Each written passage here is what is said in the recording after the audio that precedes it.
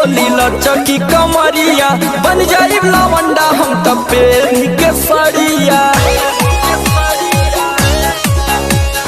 जय माता दी बोली बोली लचकी कमरिया बन जाई लवंडा हम त पेनी के सड़िया।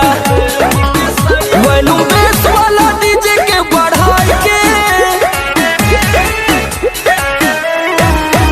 वैलू बेस वाला डीजे के बढ़ाई के खूब नाचल जाई नागिन धुन बजाई के।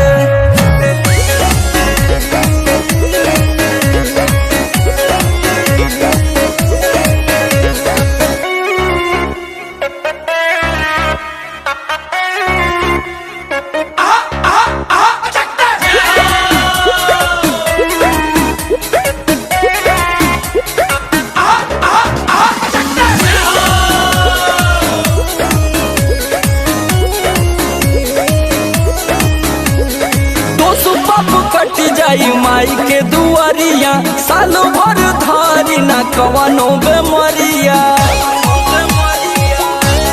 हाँ हाँ दोस्त बाप कटी जाई माई के दुआरिया